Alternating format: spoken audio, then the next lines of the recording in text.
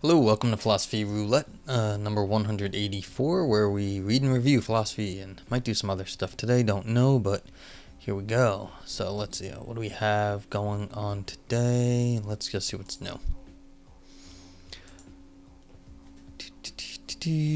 Pure and applied logic, AJP. Oh, just had that open. Take a look again at AJP. If they're going to publish some new stuff, I realized there was a bug in my little scanner for page length, and what was happening basically when I was getting paper this forthcoming, it would highlight the first 1 to 15 but not the second one, and so as you can see that's now fixed because this one here is this 1 to 16 and both of these 1 to 15s are work. Alright, so let's take a look. We've got fallibility for expressivist, grounding, and the myth of ontological innocence. Induction and the glue of the world. Well, that's always fun sounding. Glue of the world. Let's see if this is available. It is available. That sort of makes my life simple. 28 pages double spaced. I can live with 28 pages double spaced, even though it's kind of a long paper. Let's go for it.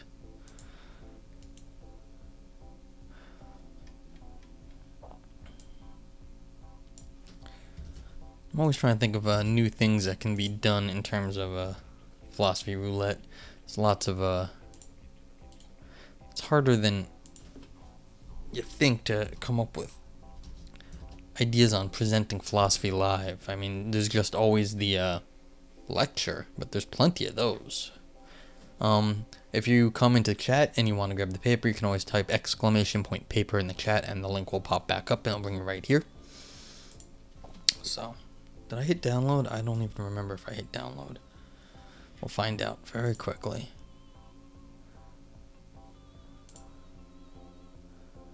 I did hit download. Let's see if it loads. It loaded. Yay.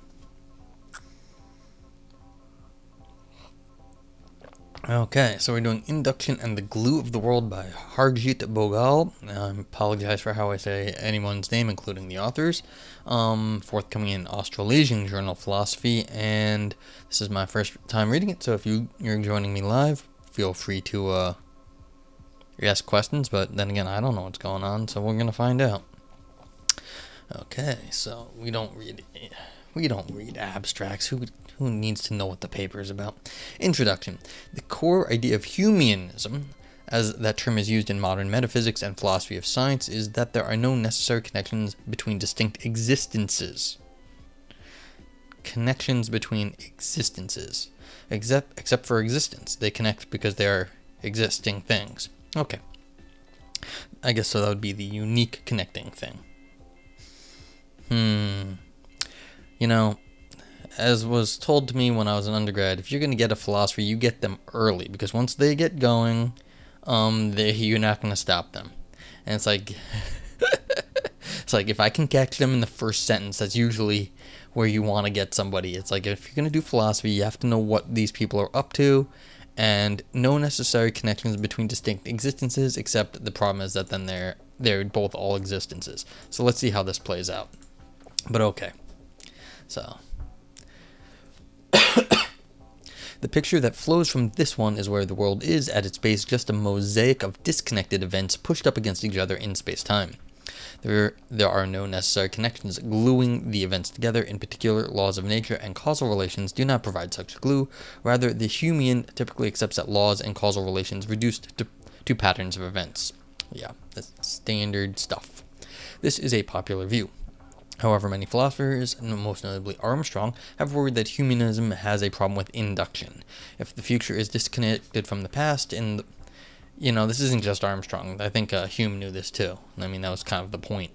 If the future is disconnected from the past in the way that Humeanism says that all events are disconnected from each other, then it's hard to see why we should infer claims about the future from past evidence.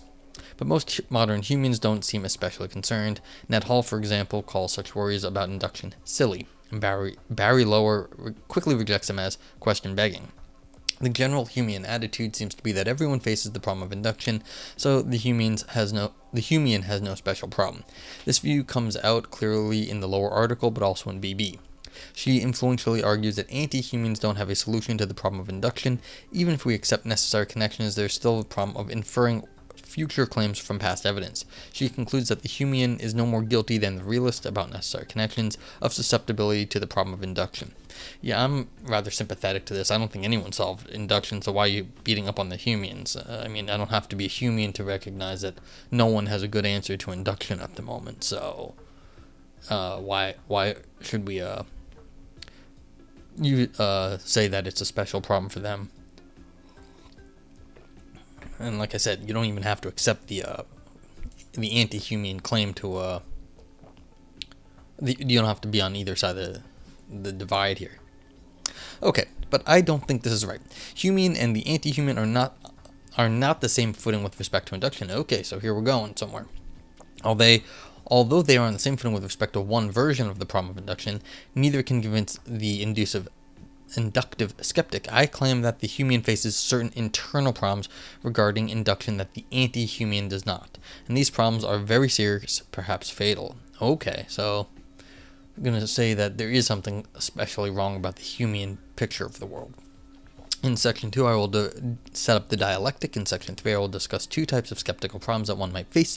The first being the problem of convincing the skeptic that you have knowledge. The second being the problem of building a coherent theory attractive by your own lights that implies you have knowledge. In sections 4 to 5, I give one argument that the Humean has difficulty with the second type of problem regarding the inductive skepticism, while the anti-Humean does not. Ultimately, though, that argument fails. In section 6, I'll consider an adapted argument that I think does suggest the Humean has a substantial problem with induction. Okay, now we're getting the very typical index paragraph here. Just off the bat, why should we imply that we have knowledge? This is an interesting thing to say. I mean, it implies it. Why do we have to imply that we have knowledge? I'm not sure why that's a criteria of anything. Just because we can induct things, we can say, well, this is how the world is. I mean, and then we can have some sort of secondary criteria to imply that we have knowledge, and that's how the world is. So I worry that there's some built-in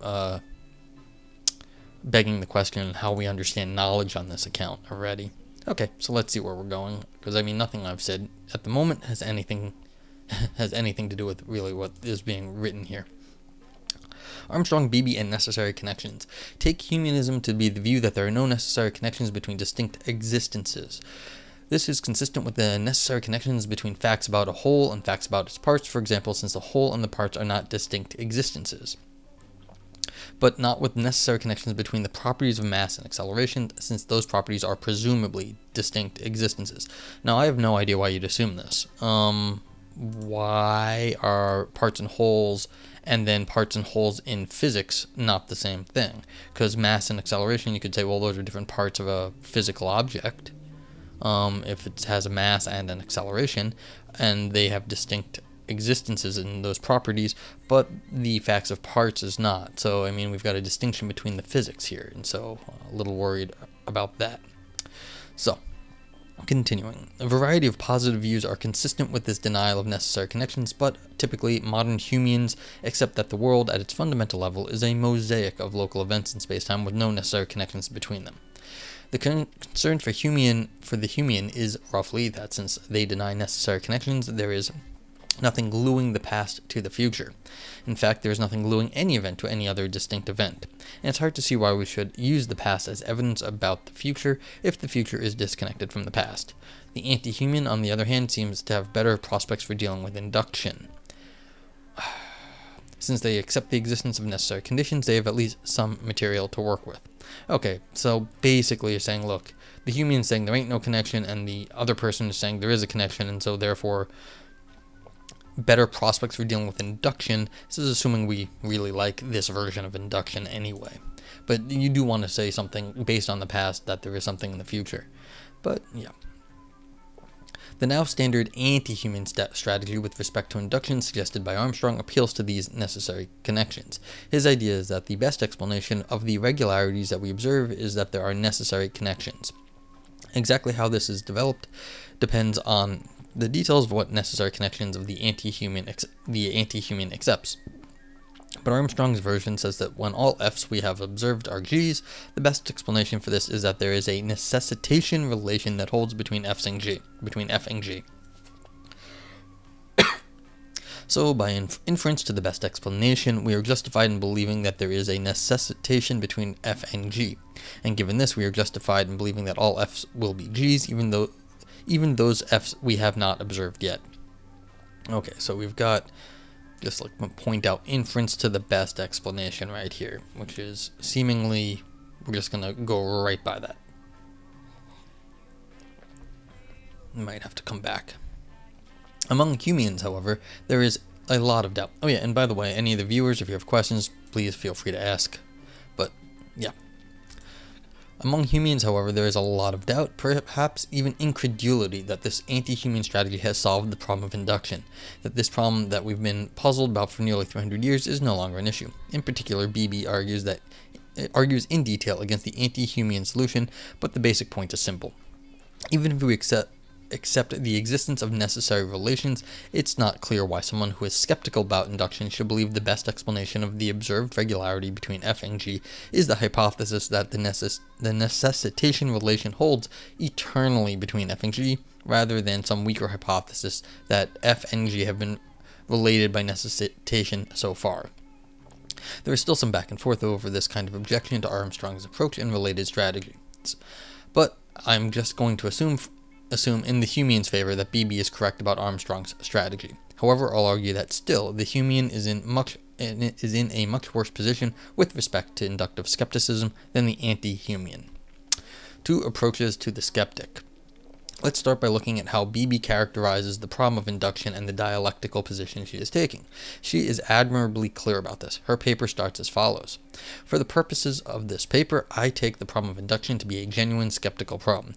The challenge is to provide a reason to believe that inductive inferences are rational, a reason that does not beg the question against the skeptic by enshrining presuppositions that the skeptic will reject.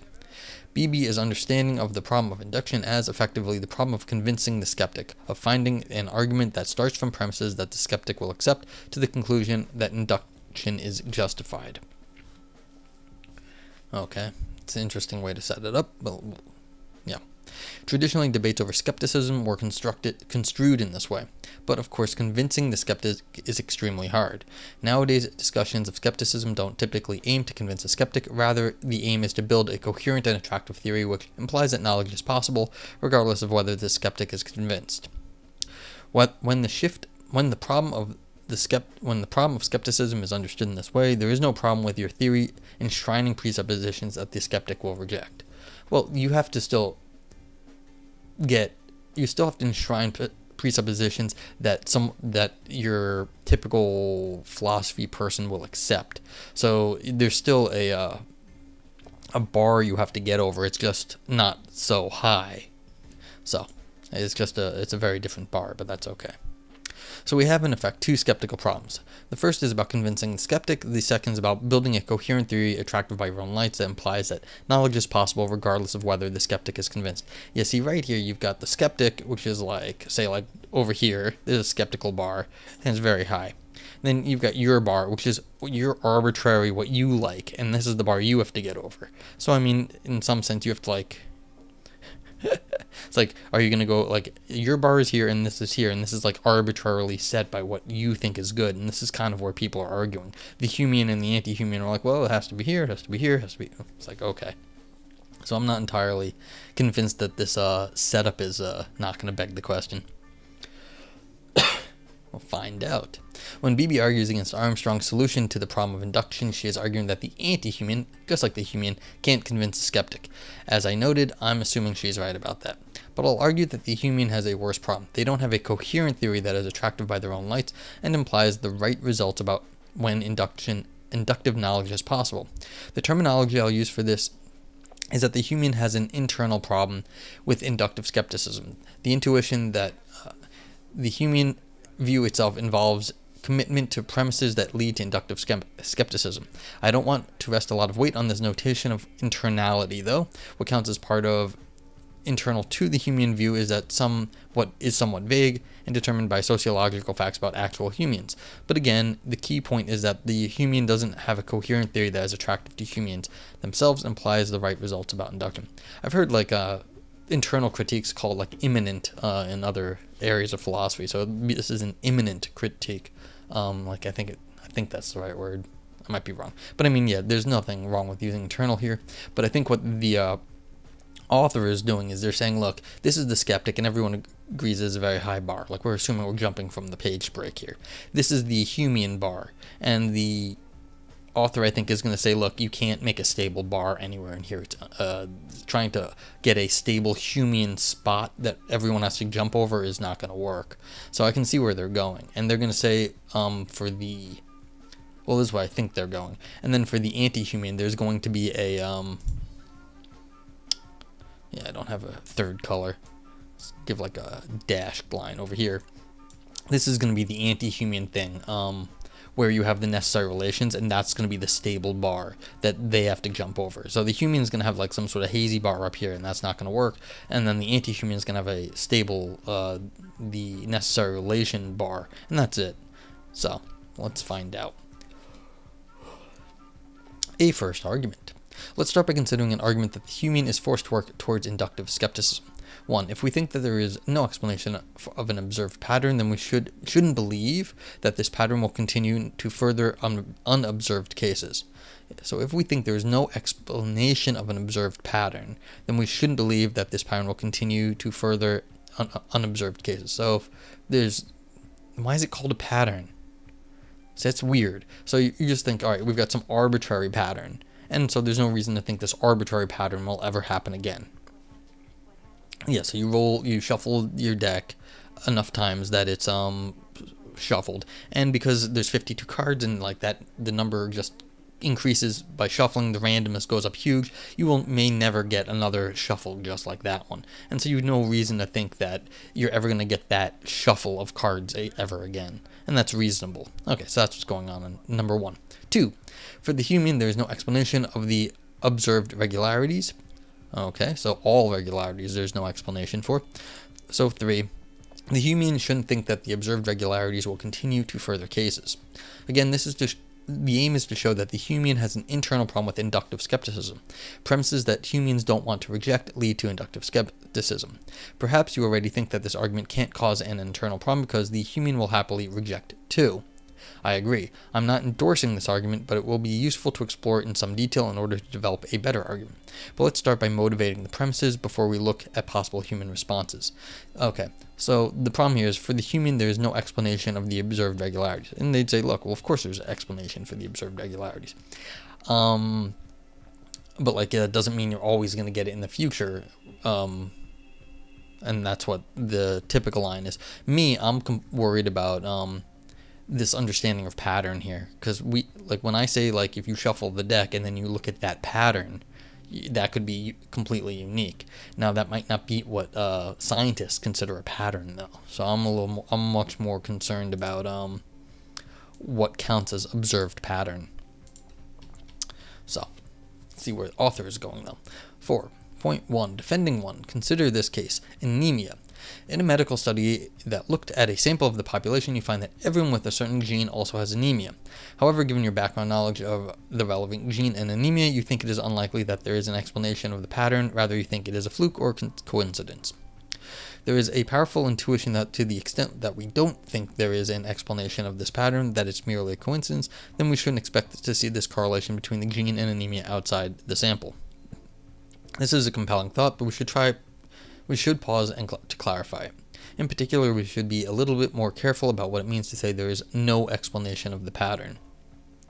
Someone might claim that the regularity connecting gene and anemia in our sample will always have an explanation, because for each person in the sample there is some explanation of why they have that gene, presumably one to do with how it was inherited, and there will be some explanation of why they have anemia. Conjoining all these explanations, they might claim constitutes an explanation of the regularity we found in the sample. Or alternatively, they might argue that the regularity will always be explained by the lower level configuration of the atoms that ground or constitutes the regularity. Yeah, so the first strategy is to say, well, if you track everything back, it has a history, and then that will be part of the pattern. Some sort of genetic inheritance will explain both of them, maybe not directly one to the other, but you've got genetic inheritance, and therefore you have some sort of pattern that explains both. Clearly, these types of conjunctive and constitutive explanations are not the relevant type of explanations for induction. The existence of these types of explanations don't make the pattern non-coincidental. If we think that this type of conjunctive explanation is the only explanation there is of regularity connecting anemia and the gene in our sample, then we should not expect that the pattern to continue outside the sample. So when I talk about the explanations of pattern or regularity, I will be excluding these conjunctive or constitutive explanations. Precisely specifying the class of explanations that aren't relevant for induction is a difficult task, but that won't be important in the rest of the paper. I really don't know about that. I hope it won't be important in the rest of the paper, but this seems to be a very, very, very nasty task. I mean, it seems kind of important because, I mean, what counts as constitutive or conjunctive already seems to beg the question that it's not the right kind. So I don't know exactly what conjunctive or constitutive is. Maybe in some cases that is how induction works. They'd be weird cases and unusual cases, but it seems like we've already classified induction that can't use this. And so we're talking about a particular kind of induction that does not use conjunctive or constitutive explanations. I mean, that's probably fair, but that's not necessarily... I mean, it's fair in terms of the generally how induction is perceived, but that may not be a good universal principle. Okay, given these clarifications, this case suggests that to the extent that we don't think there is an explanation of this pattern, then we shouldn't expect to see this correlation outside our sample. Sure. There are many ways an explanation of the pattern could go. Perhaps the gene causes anemia, perhaps there's some common cause, perhaps the explanation is that the anemia is very common in the relevant population, so it's not surprising that everyone in our sample with that gene has anemia. However it goes, we need to believe that there is some explanation if we are to believe that the pattern will continue. But obviously we don't need to believe in any particular explanation, just that there is some explanation. Here is another case that suggests one is true. Strawson's screen. Imagine that. A true randomizing device determines the color value of each pixel on a standard 800 400 by 400 computer screen. I wonder what year this was at standard 800 by 400. Yeah. Anywho, running in a 10 times a second cycle so that each pixel can take any color value for each 1/10 second period. Yeah, really, dude, that's a nasty flicker if it's only going you need at least 30 frames a second. On the screen, it appears that there is a film showing. A woman enters a house, walks over to her stove, and puts on a kettle. Life, a world as it were, goes on in an ordered, regular fashion, exactly as regularly as in our own world. But the image is being generated by the true randomizing device. It is a pure fluke that what happens on the screen appears to tell a coherent story of a regular, ordered world, rather than flipping up or suddenly switching to a fizz of points of color. Okay, there's a lot we might take from this passage, but let's focus on a thought about induction. If we were to look at the screen and see the woman entering the house, walking over to the stove and putting on the kettle, and if we know the setup that the pixels take on colors randomly, then it seems that we should not expect the film to continue. We should not expect to see the kettle boil and for the woman to make a cup of tea. Rather, we should expect the screen to suddenly switch to a fizz of points of color. We should not expect that the regularities we have seen on the screen to continue. Again, this seems highly plausible, and in fact, BB herself accepts this in her 2006. She says that, given what we take ourselves to know about how the computer operates, we cannot possibly make any predictions about what will happen on the screen. Or rather, our best prediction will be that there is some sort of jumbled mess appearing, though of course we cannot say which of the billions of possible jumbled messes will appear. Generalizing away from these cases, one seems to be an important part of scientific practice. Okay, I want to go back to this real quick. At this point, you just gotta... Oh, 7 people showed up all of a sudden. Hello, welcome. Ask me any questions you want about this, but it's my first time reading it too. Basically, we've got an anti-Humean here saying the Humeans do not understand induction. Ooh, bad Humeans. Okay, so what's this? So if you've got, like, you're watching me on a computer somewhere, this is exactly what's happened. And if there was no regularity to Twitch, the internet, the entire world, you should just not expect the broadcast to continue. Why would you? It's just random. And so we shouldn't expect the regularities we've seen on the screen to continue. Here's the problem. It's like, yeah, if you knew this about the computer for certain, the problem is the complexity in the first 5 milliseconds of this, the first tenths of a second, it should have broken already. At this point, you should reject the setup. You don't see, if we know the setup right here, this is what it is. You know the setup. Alright, that was terrible. Let's just highlight. If we know the setup. Hi back. I appreciate that. I love you too. If you know the setup, how do you know the setup? This setup makes no sense because you shouldn't have been watching the video, because the complexity goes so fast, so hard in true randomness that you couldn't have actually been watching the video. I would reject the setup of the problem at this point. And so you have to, at this point, I actually don't. This is a very instructive example because it shows the sort of thing that can happen when you've overbuilt your metaphysics. You're saying, well, this impossible thing happened randomly. Well, no, it didn't. It happened because you made a philosophy thought experiment. That's the only reason that happened. And that doesn't happen in real life. So that's why this is a funny thing. And once this sort of you've built a very weird thought experiment, it's basically a trolley problem, where you've just got an impossibly bad situation on your hands, then how are you supposed to get some sort of philosophical understanding out of it? And so again, there's nothing against this author. This is standard fare in this area, but this is the sort of thing that really concerns me. How am I supposed to get some sort of conclusion out of this when I completely reject the setup? Okay, so continuing.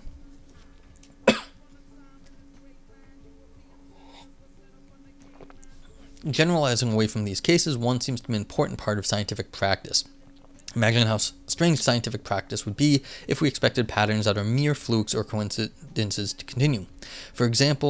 Consider, for example, spurious correlations. Between 2000 and 2009, there was an extremely high correlation between per capita cheese consumption in the United States of America and the number of people who died by becoming tangled in their bed sheets. In the same period, the divorce rate in Maine was highly correlated with the per capita consumption of margarine. And the volume of U.S. crude oil imports from Norway was highly correlated with the number of drivers killed in collisions with railway trains.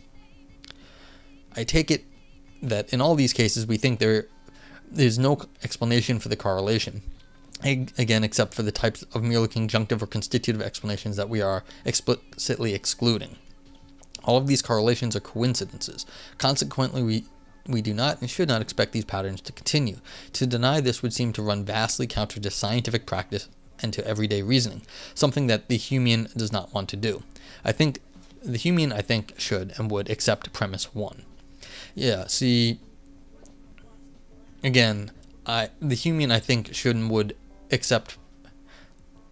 Yeah, see, on this setup, I actually disagree with how premise 1 is set up.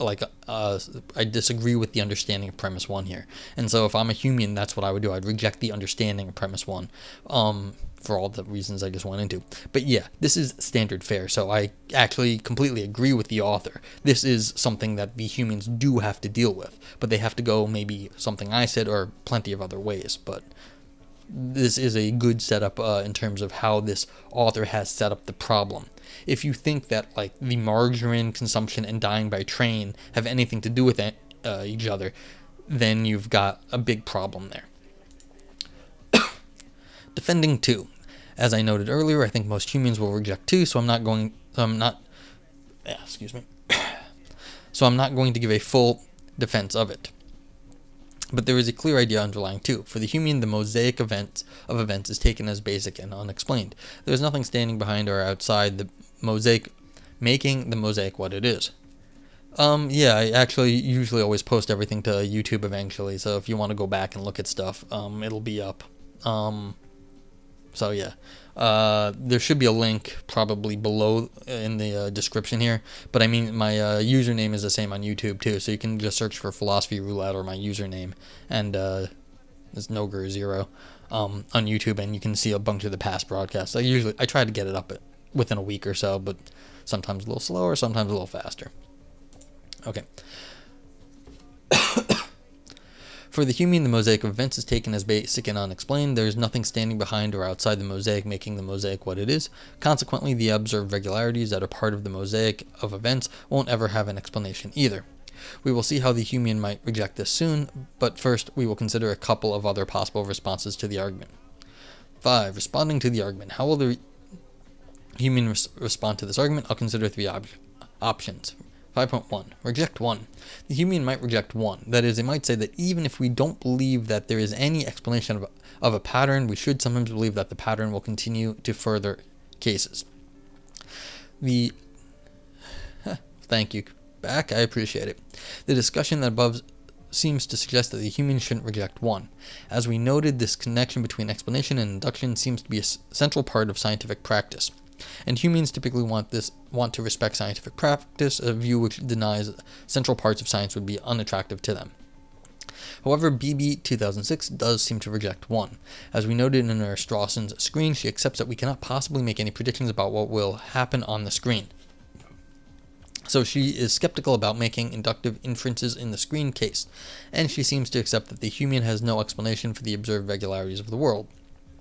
She says that the continued orderliness of nature is what Strawson calls an outrageous run of luck. I mean, yeah, this is like seriously outrageous. It's like nonsensically outrageous.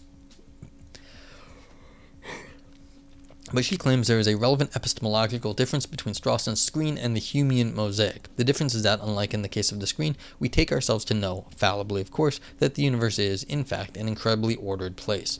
And this belief allows the Humean to continue to infer from the past to the future. This seems to be a rejection of 1, accepting that the Humean has no explanation for certain patterns that we observe, but still accepting that the Humean can reasonably expect them to continue. However, this is a somewhat puzzling move. If we really believe that there is no explanation of why the mosaic is the way it is, if we really think that the regularities that we have seen are merely coincidences or flukes or outrageous runs of luck, then that seems to undermine our initial belief that the universe is an incredibly ordered place. Yeah. This is, alright, I might have to come back to this paragraph, but this is something that's, we're using logic here. This is you see these ifs, like this is an if, and this is an if, and then this is a then. We've got a argument running. And so we've got an argument running right here. So we've got 2 sort of premises. If this, there's no explanation. And if we really think, you see this really think is like, this is a, sort of a, what's going on when you say, if we really think that the regulators have seen are mere coincidences? What does that mean? We know that. This is just a, like, really believe and really think. So, okay, we've got some, like, knowledge things going on here. And I think this is in the background. And you know what? This author is plenty clever enough to know what they're doing right here. They could have just put, if we know that there is no explanation why the mosaic is the way it is, and if we know that the regularities that we have are seen as mere coincidences or flukes or outliers, then it seems to undermine our knowledge that the belief is an incredibly ordered place. So this is sort of bringing in a logical perspective on the Humean anti-correlation thing. But you see how that works. The logic you have to use is incontrovertible, and that's why we've got force here. You've got force from the logic arguing against the Humean sort of anti-correlations. Okay, so maybe come back to this, discuss a little later. All right, continuing. And if anyone has questions, please let me know. Consider an analogy with Strawson's screen. I might take myself to know, fallibly of course, that the images on the computer screen are incredibly ordered. This seems reasonable. After all, my computer screen and most others typically do exhibit such order, and I might initially have this belief about Strawson's screen. But when I come to learn that the images on the screen are formed in the random ways, see, here we go. But I come to learn, so another knowledgey thing, come to learn, are formed in the random way Strawson describes, and this undermines the belief I initially had in the orderly nature of the images on the screen. I should no longer be confident that the screen is an incredibly ordered place. Similarly, BB's belief that regularities that we observe are flukes or an outrageous runs of luck should undermine her belief in the orderly nature of the world. Clearly, there's more to say here, but I don't think that appealing to this initial belief in the regularity of the world helps the human to reject one. Yeah, I mean, I agree with the argument here. If you actually think this is what happened, then I agree that you can't say, look, if you think you thought there were no regularities and all of a sudden then there were regularities, then you have, or no, the other way around. If you thought there were, you can't say that you're looking, that there are no explanation of the way it is and that regularities are mere coincidences, then how do you maintain that's an incredibly ordered place? It's fair, but that's a logical argument, and you're applying it to the epistemology of what you think about what you know about the world. So, alrighty. So, and I'm rejecting the setup. Special information. There is a more plausible way to reject one, but it won't help the human avoid the conclusion. Oh, okay, maybe let's find out. Premise 1 says that if we think there is no explanation of an observed pattern, then we shouldn't believe that this pattern will continue for further unobserved cases. But this is too strong. Imagine that all the F's you have observed have been G's. Then you talk to an oracle, again, a perfect knowledge thingy, an oracle, who tells you that it is a fluke that the observed F's have been G's, but purely coincidentally, this fluke will continue. So in the future, F's will be G's too. Clearly, you should believe that the pattern you have observed will continue since you trust the oracle. But you also think that there is no explanation of the observed pattern. So premise 1 is false. But you believe the oracle. And that is the perfect observed pattern. So why wouldn't you just say, well, the oracle has said so? So again, you're bringing in metaphysics.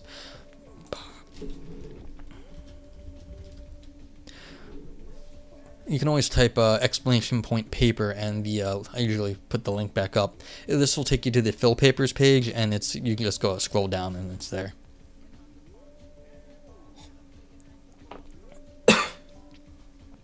So, okie dokie. Here's another case. Imagine that you find out that there is some evil demon who enjoys making flukish patterns continue. So they're forcing it. It's the evil demon is doing it. All F's you have observed have been G's, and you think correctly that there is no explanation of this. But knowing about this demon and their preferences, you rationally believe that the pattern will continue in the future because a demon will step in and adjust things so as to guarantee that future F's will be G's. So what these cases suggest is that sometimes we have special information analogous to the oracle or our knowledge of the evil demon, that a flukish observed pattern will continue to unobserved cases, even though we typically shouldn't expect flukish patterns to continue. So premise 1 needs to be tweaked. It should say, if we think there is no explanation of an observed pattern, then we shouldn't believe that this pattern will continue to further unobserved cases, unless we have some special information that the observed pattern will continue. Well, this seems to be a correlation of the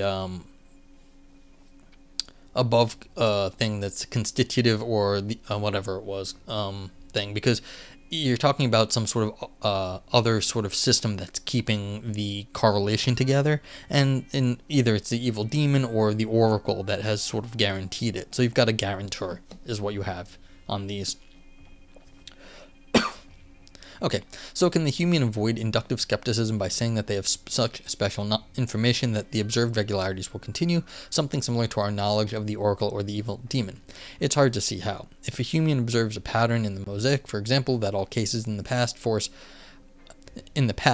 has been equal to mass times acceleration, they won't typically have access to any oracle to guarantee this pattern will continue, and neither do they think that there are any powerful forces, whether of an evil demon kind or otherwise, that will make force equal to mass times acceleration in the future. So the special information clause doesn't seem to help the human avoid inductive skepticism. Yeah, that's right. The anti-human has the problem too. The human might respond by accepting that they have an internal problem with induction, but claiming that the anti-human does too. That is, they might accept that 1 to 3 shows that there isn't a coherent position that is attractive to the human and avoids inductive skepticism. But they might claim that similarly, there isn't a coherent position that is attractive by anti-human lights and avoids inductive skepticism. The anti-human, though, can easily avoid the argument in 1 to 3 since they think that the necessary connections they postulate provide an explanation of the observed regularities. But aren't there still concerns for the anti-human here? Yeah, that seems really quick. Like, okay, we'd be like, there are necessary connections, therefore we have self-skepticism. Hooray! But aren't there still concerns for the anti-human here? For example, how do they know that the laws won't change? If we are worried that the laws will change in the future, then perhaps we can't be confident that the next F's we see will be a G. How does the anti-human know that the laws are not extremely complicated? They are extremely complicated. If the laws can be so complicated, then maybe don't have. If the laws can be so complicated, then maybe don't have reason to think that all observed F's are G's is explained by a law that all F's are G's. Perhaps it is explained by some much more complicated law, and this more complicated law implies that at some point in the future, F's will no longer be G's.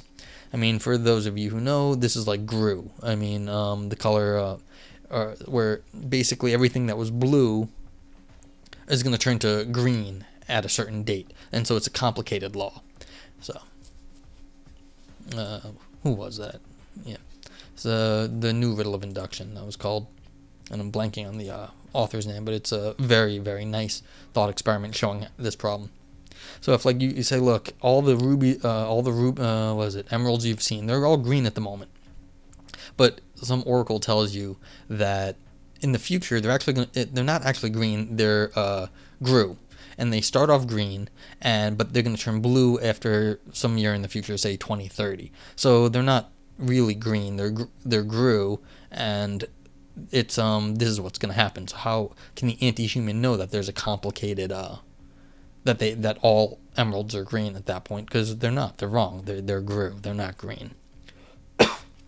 Anyway, these are legitimate concerns for the anti-human, but I don't think they are internal problems.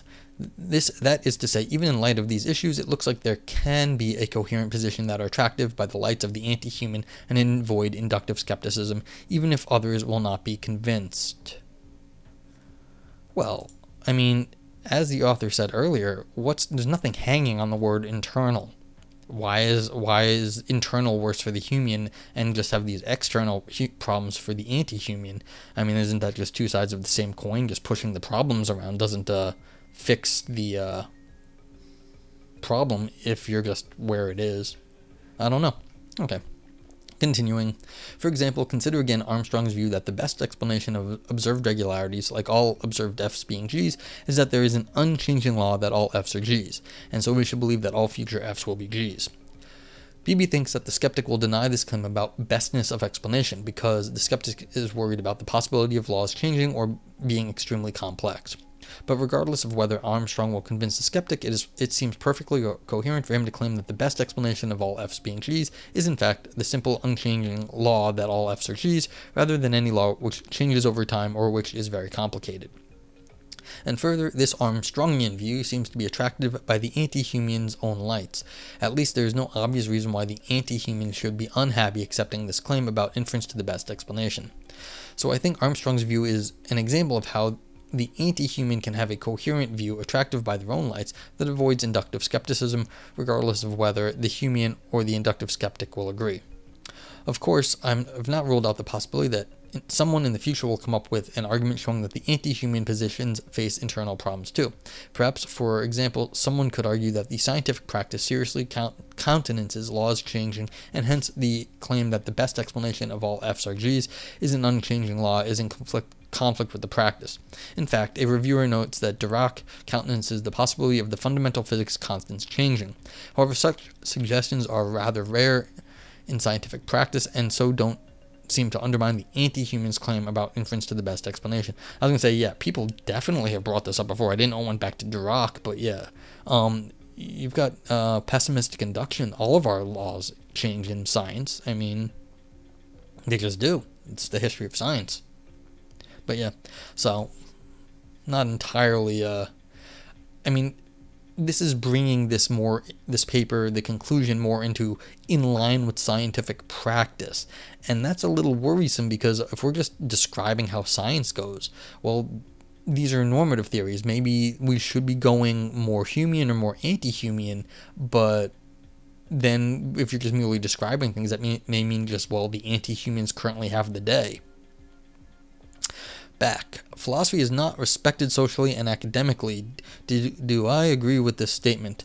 Depends where you are. I think some places really like philosophy, some places like it much less. Depends who you're talking to.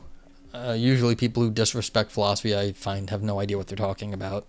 The ones that know what they're doing, they at least have a grudging respect. And then you see people who say things that in the public that philosophy is bad, and usually they end up putting their foot in their mouth very quickly because they just didn't know what they were talking about. Yeah. But of course, there's good philosophers and bad philosophers, and there's like terrible philosophers, just like every other person out there. There's some better and there's some worse. And so, the bad ones give a philosophy a bad name, but that's the same with everybody. And so that's what also goes into it. But yeah. It's like sometimes back. I mean, sociological question. The answer is yes. If an argument could be made that the anti-human does not have a coherent view that is attractive by their own lights, then that would validate the response that the human has no special problem. But as it stands, it's hard to see how such an argument could be developed. Actually, that's pretty simple. I mean, just because they say they like their own explanation, if you're human, you might like the problems you have. Everyone likes their own problems. No one likes other people's problems. That's why you are a human or an anti-human. You like the problems you have. You think your problems aren't so bad. So I actually don't like this conclusion here. I don't think it's fair. In some sense, it depends on how skeptical you are to begin with, and then you either accept or reject this conclusion. GGO.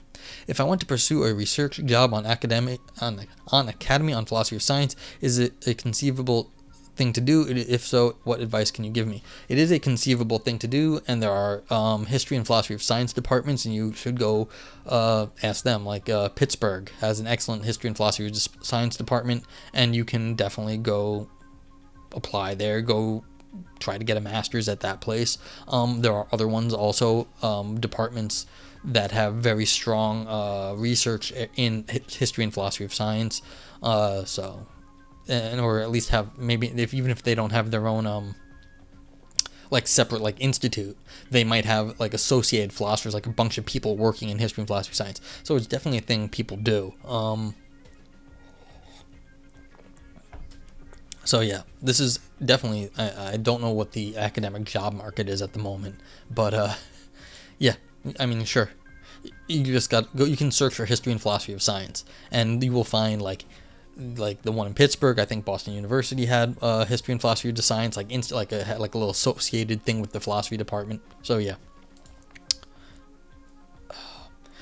Do I have any other advice? No, I mean, just go look up the departments, see who is there and how much, what they're doing, and then find out if you want to go work on that stuff, and then go to that place. So it's like any other job, really. Go find out if they're doing what you like, and go do it. Reject number 2. Now let's consider perhaps the most plausible human response to the argument, rejecting premise 2. The idea of motivating 2 is that for the human, the mosaic of events is taken as basic. There's nothing standing behind or outside the mosaic making it what it is. Consequently, observed regularities that are part of the mosaic of events won't have an explanation either. It's just the way the world is. It's kind of disconnected. But the human will likely reject this reasoning. Although they take the mosaic to be basic, they don't take every event in the mosaic to be unexplained. And they don't reject all instances of scientific explanation. How is this possible? The idea is just because the mosaic is basic doesn't mean that parts of the mosaic are unexplained. Bigger patterns in the mosaic can explain smaller ones. In particular, humans typically accept that the laws of nature are general patterns in the mosaic, ones that are simple and informative. Though saying exactly what simplicity and informativeness come to is very complicated, and that these general patterns can explain events in the mosaic.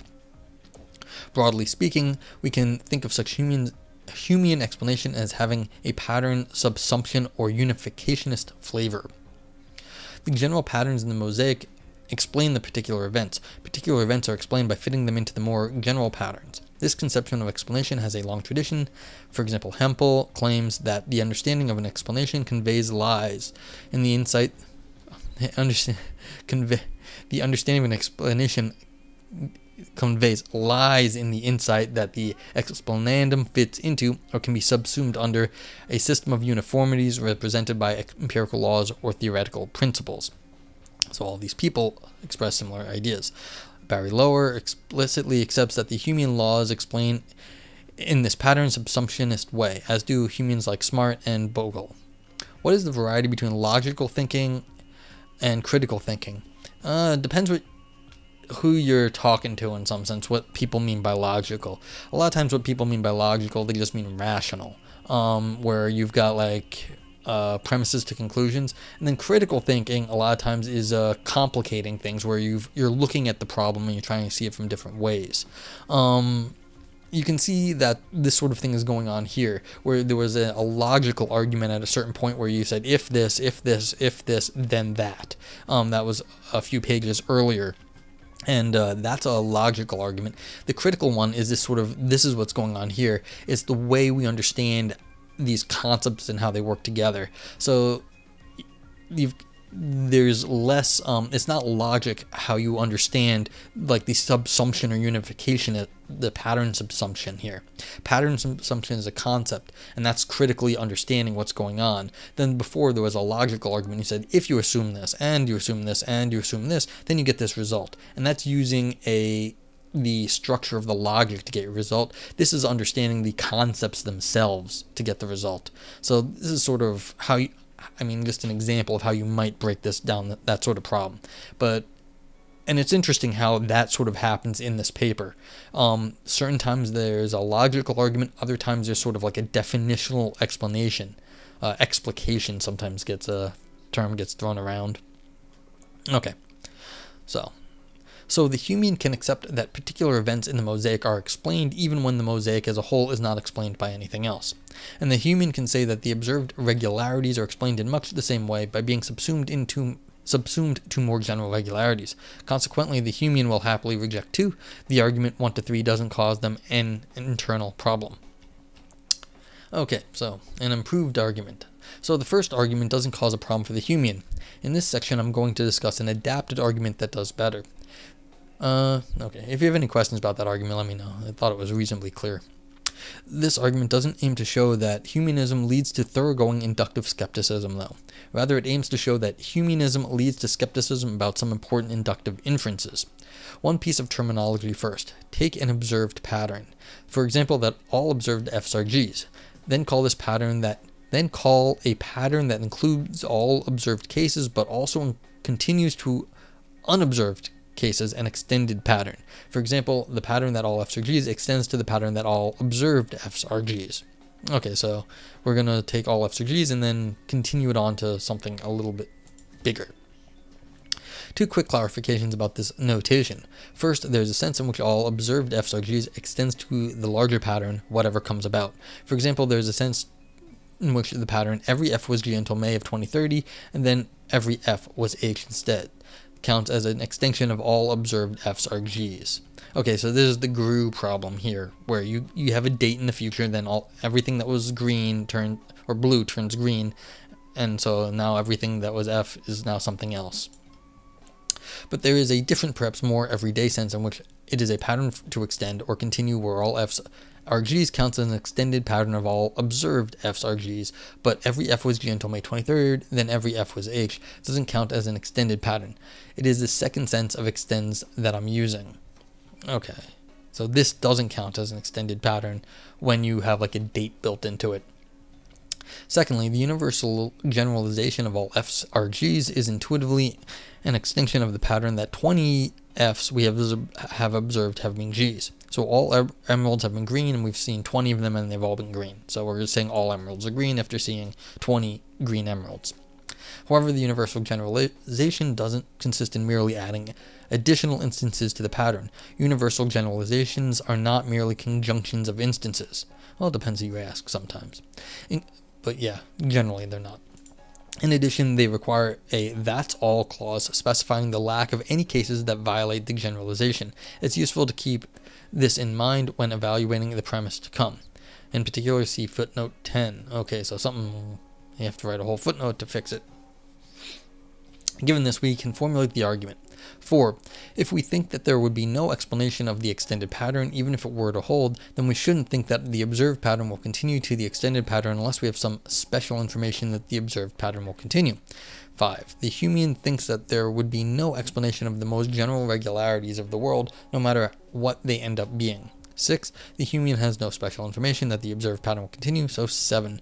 The Humean shouldn't think that the observed regularities will extend to the most general regularities of the world. This argument is more complicated than 1 to 3, so the premises need some clarification as well as a defense. But here's the rough guiding intuition.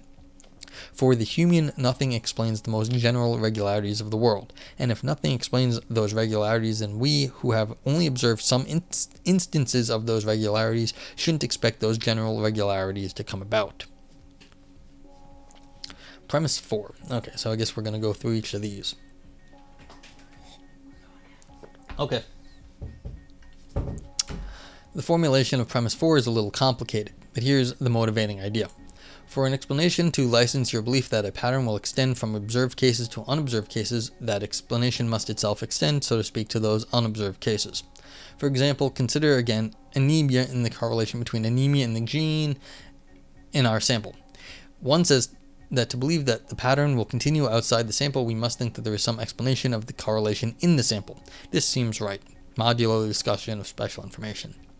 But we can say something stronger. If we believe that the correlation will continue outside the sample, then we must think that there is some explanation of the correlation that applies outside the sample. For example, imagine an adapted anemia case where there is an explanation of the correlation between anemia and the gene that we observed, but it's just that some bias in the way that the sample was formed led to the correlation. If we think that this is the only explanation of the correlation, then we shouldn't believe that the correlation will continue outside the sample. We shouldn't believe that the pattern will continue to be the unobserved cases because we don't think that there is an explanation that extends to the unobserved cases. So yeah, so basically if you think like there was some lab error and that's why there's a correlation because there was a lab error, then any time where there isn't a lab error, it doesn't apply outside the sample. Yeah, okay. Another example, imagine a variant of Strawson's screen. This screen has been designed to show a movie played from a standard computer for the first 5 minutes after it's turned on. But after this time, each pixel takes on a color value at random, as Strawson described. If we, knowing this, watch the film for the first 2 minutes, then we should believe that the pattern of the movie will continue for 3 more minutes, but after that we shouldn't expect the pattern to continue. Our beliefs about how the pattern will continue to unobserved cases should mirror our beliefs about how far an explanation will succeed. That's the motivating idea. How do we formulate it precisely? Well, what is it to think that there is no explanation of an observed pattern that extends to unobserved cases? It is to think that even if the unobserved cases did fit with the observed pattern, then that would be merely coincidental, that there would be no explanation of the extended pattern. And so premise 4, ignoring for a moment the clause about special information, says that in such a case, in a case where we think that there would be no explanation of the extended pattern, even if it were to come about, we should not expect the observed pattern to continue. Yeah. You know, I think the Humean could be like, look, the patterns don't last very long. You can just say, look, you could sort of turn this on its head and say, look, pattern lasts for a little while and then it sort of breaks down over time. It's fallible.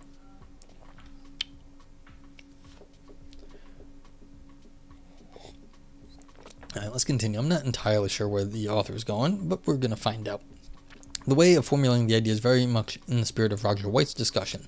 For example, he discusses observing a run of head coin tosses. Suppose we are quite certain that the coin is evenly weighted and tossed in the ordinary way. Exactly the sort of thing I get annoyed about. Here's a coin. How do you know the coin's fair except by tossing it? How do you know this coin is fair except by tossing it? You don't know. You assume it's fair. But then you don't. But then it keeps lands head every time is just a fluke. Well, if it lands every time, maybe the coin isn't fair. In this case, we have no reason to expect that any other tosses, other than ones we just observed, to land heads.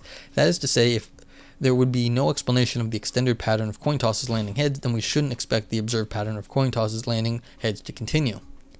So the formulation of premise 4 expresses this idea: if we don't believe that there is an explanation of the observed pattern that extends the extended pattern, then we shouldn't believe that an observed pattern will continue to the extended pattern.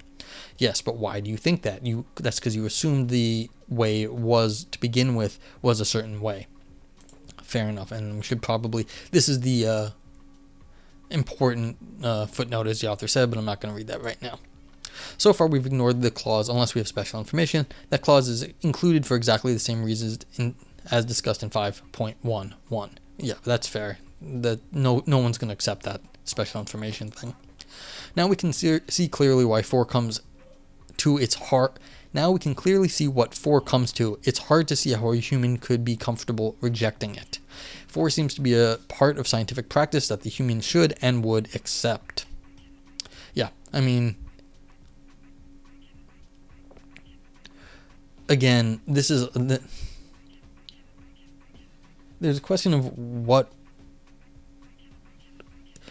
where the argument is, what is the suggestion of the argument. If we are suggesting that the current scientific practice should go more human or should go less human, then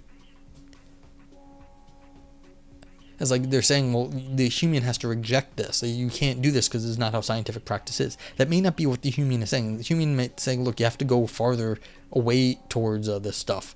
But yeah, so I'm not... This may just be my bias. I'm sorry about that. I'm just trying to figure out exactly what the suggestion, the normative suggestion is here. Okay. But I think the author is mostly right in how this argument is proceeding. The argument is well argued, frankly. This is just a well-written paper. Okay, but continuing. Yeah, the human, because if you have all these big correlations, you're saying, or the way the world is, and it's like this grand mosaic, why should it extend into the future?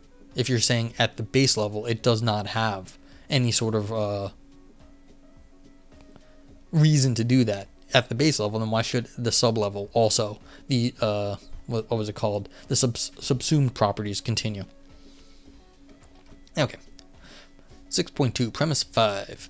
As we noted in section 5.3, the human can make sense of parts of the mosaic being explained in a broadly patterned subsumptionist or unificationist way. Particular events are subsumed to the general pattern of the mosaic. This appears to be how human laws explain. But there is a limit to how far this pattern subsumption could go. Particular f's that are g's can perhaps be explained by being subsumed to the general pattern that all f's are g's. Similarly with certain patterns, like all observed f's being g's, but the general pattern itself, that the fact that all f's are g's, obviously cannot be explained in this way. We cannot explain a pattern by subsuming it within it with itself. Yeah, so at the base level you can't do that because it's the base level. You can't subsume it. That's fine. We need to be a little careful here because some higher level patterns might be explained not by subsuming them to a more general pattern at the same level, but by unifying them with lower level patterns. For example, take some chemical regularity. All reactions of magnesium with oxygen are exothermic, for example. Physical chemists can subsume this fact into regularities at the physical level. But again, this process of subsumption to more general patterns has to end somewhere. At some point we are left with the most general regularities of the world. Those cannot be explained by subsuming them to more general patterns. And given the Humean picture, those most general patterns can't be explained in any other way either. There is nothing outstanding outside the mosaic to explain those patterns. As we initially discussed in section 4.1, we are still excluding constitutive explanations or those that purport to explain by regularity by merely conjoined explanations of the instances. The premises should be understood with this in mind. So it looks like the Humean will have to accept 5. They will say that there would be no explanation of the most general regularities of the world, whatever they end up being. Yeah, so that's what I was saying here. And I mean, what was the difference between the stuff up here? Oh yeah, this is the assuming, like, the way the world is. You should just, why should you continue to assume the way the world's going to hold? And then at the most basic level, you can't have the world hold either because that's by assumption. Okay, and premise 6. The notation of special information at work here is exactly the same as one discussed in section 5.11. As we noted, it doesn't look like the human has any information analogous to the oracle or of the evil demon that the observed pattern will continue. Yeah. 6.47, and the problem with induction. But putting 4, 5, and 6 together gets you 7, and 7 is a problem for the human. Imagine that all F's are G's is one of the most general regularities of the world, referred to in 5. Then it seems the human shouldn't think that all observed F's are G's will continue to the extended pattern that all F's are G's, because there is no explanation of this extended pattern. So it seems that the human should be skeptical of at least a certain type of inductive inferences from observed regularities to the most general regularities of the world. For example, perhaps it is one of the most general regularities of the world that in all interactions energy is conserved. If so, then the human should be skeptical of inferring from the fact that all observed interactions energy has been conserved to all interactions energy is conserved. You know, the conservation of energy is not particularly the in the history of science. I'm pretty sure conservation of energy actually is one of the newer things we've had. I really don't think it took hold until the not that long ago. Maybe the 1600s, 1700s. Like, it's a rather new idea. So I mean, the idea that, like, I mean, it may even be like, it may, was it even the 1800s when we had like full-on conservation of energy? The idea that, like, this is some sort of certain thing in the universe is, at least historically speaking, I don't know, might not be. It's a kind of a new idea for us anyway, as far as science goes. Again, this is an internal problem for the human. The issue is not that the human cannot convince an intransigent skeptic. It's that the principles that they themselves want to accept lead them to be skeptical of certain inductive inferences. And there does not seem to be an analogous problem for the anti-human.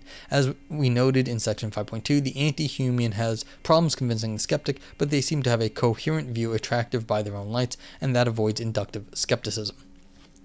It's important to be clear here about what the problem is for the human. Yeah, because that's what I was trying to get at earlier. I mean, maybe they're okay with it being a little bit problematic, because maybe the goal of the human is not to have the same sort of argument against skepticism that the anti-human wants. Okay, so what does the author say? The argument here doesn't raise problems for every instance of induction for the human. The argument works by claiming that we cannot infer from an observed pattern to an extended pattern where we don't think that there's an explanation of the extended pattern. But for many inductive inferences, humans can claim that there is an explanation of the extended pattern. For example, imagine that there are 10,000 ravens in the history of the world and they are all black, although you don't know this. You've seen 20 ravens and they're all black, so you infer that the next 5 ravens you see will be black. The argument I've given doesn't cause a problem for this inference, because here the extended pattern is that 25 ravens are black, and for the human who accepts pattern subsumption, that pattern could be explained by subsuming it into a pattern that all ravens are black. In light of this, yes, if you do these sort of particular cases, then you're okay, but I mean, science doesn't want to have just particular cases. In light of this, perhaps a human might accept the argument 4 to 7, but declare themselves unconcerned. Sure, they have problems with some very large-scale inductive inferences, but there is no problem for most piecemeal inferences. But I don't think this is a particularly satisfying response. It is a problem if the human cannot infer from the fact that in all observed interactions, energy has been conserved to the fact that in all interactions, energy is conserved. Again, yeah. I mean, how certain are we actually of this? I mean, this may just be begging the question here. I really don't know. Like, I'm not an expert on chemistry, and I'm not an expert in conservation of energy, but it may the idea that there is a universal conservation law is like, that's a massive claim about the metaphysics of the universe. It's like, really? We're gonna make a massive claim about the metaphysics of the universe? Maybe the human would be okay that you can't do that. Maybe this is really biting off more than the anti-human can chew. I don't know. Okay. More generally, if it's a problem, if a scientist can't use past observations to become justified in believing very general regularities of the world. Yeah, so maybe we're talking a question of scale here. It's like I was saying, what bar do you have to get over? And maybe these people are just setting the bars. One's here, and then they're arguing where the bar should be, and it's like, okay, whatever you like. But then it's a question, like I was saying earlier, where should the argument be? And what are they battling over then? These inductive inferences to the most general patterns may be rare in everyday life, but they are vitally important when we are forming beliefs about the basic structure of the world. To be skeptical about these inferences would undermine our fundamental science. I'm not sure it would undermine our fundamental science. Like, we assume there's conservation of energy, and we operate on that thing. But you can be skeptical about it. I mean, if you can find a problem with the conservation of energy somewhere, like Nobel Prize, boom, right now, that would be fantastic. It would be like new science. Given the argument 4 to 7, then, it looks like humans really do face a problem with induction. The objection that they should be skeptical of certain inductive inferences isn't a silly one, and it can't be easily brushed off as question begging. If the human cannot develop an adequate response, then we have a powerful reason to reject humanism. Conclusion. The human, I've argued, faces a problem with induction, and it's not merely the problem that faces everyone, that they cannot convince an intransigent skeptic. Rather, it's that premises they want to accept lead them to be skeptical about important inductive inferences. This is a big problem for the human, perhaps a fatal one. It's the last paragraph, so time to come clean. I am a human. You know, yeah, I think I could tell. I'm a human, and this whole paper has been trying to understand the best version of this objection to my view. So what's my favorite response to the argument? My hope is that a partial rejection of 4 is defensible. The thought that 4, the connection between an explanation and induction, applies in most cases, but the Humean mosaic is a special case. There is a way in which the most general regularities of the world for the Humean have a special status such that 4 doesn't apply. Clearly, though, a very substantial case would have to be made to defend the Humean here, and that's a task for another time. Yeah. This person has been like this paper sort of obsessing over the Humean position. And it's like, if you are anti-Humean, I think you have better things to do with your time. Or you think you have better things to do with your time, at least. So that's it's like this person is spending so much care on in the opposing camp that they're just living in the opposing camp they're living in the anti-Humean arguments here. It's like, if they weren't anti-Humean, it's like they've gone to live with the Humans for a long time. They've actually gone native, I was thinking. Or in this case, they're a Humean and they're trying to do a nice paper in the sense of like, what is the strongest argument that they can make against their own position. And it goes to exactly what is going on here. This is why I kept harping on it. I kept getting the sense that something else was really behind this paper, and this is kind of it. It's that this person was trying to develop the strongest possible argument, and like, they're trying to question what are they doing as a human, and why is this argument so powerful? What's affecting them? So I mean, this is a well-written paper. First of all, it was argued well. It was I mean, I've read some papers on topics like this, and they've just been painful to get through. But there's a few things like to be said. We've got the logical arguments as the chat. I point out to chat, and then if anyone has any questions, please let me know.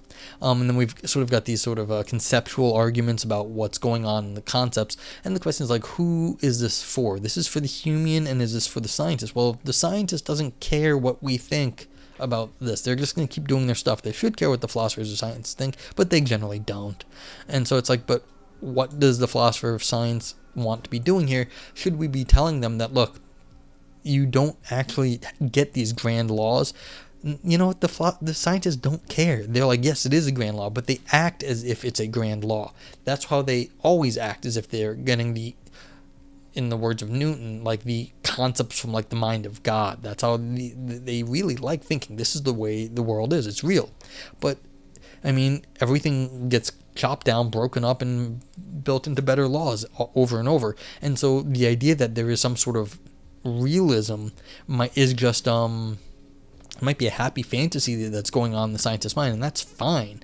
But like the idea that, like I said, that there's a universal conservation of energy law, well, I mean, since when? A few hundred years ago, and it's always worked? Is that really going to get the conservation of energy in the entire universe? I don't know. That seems very strong. Granted, I'm like severely anti-realist, so yeah. So it's like, is that like little regularity we've observed for the most part in our science and how we do science is going to tell us how the entire universe is? It's like, yeah, it's silly. Well, I think it's silly. It's like we're just super anti-realist here.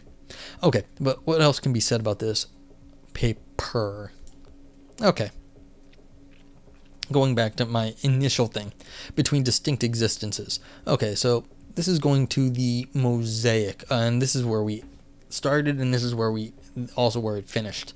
If you're going to talk about the universe in terms of like this mosaic that just happens to be put together, you have to realize that the way you break things down into different distinct existences matters. Like, this is not an innocent thing. You think you're cleaving the world at its joints.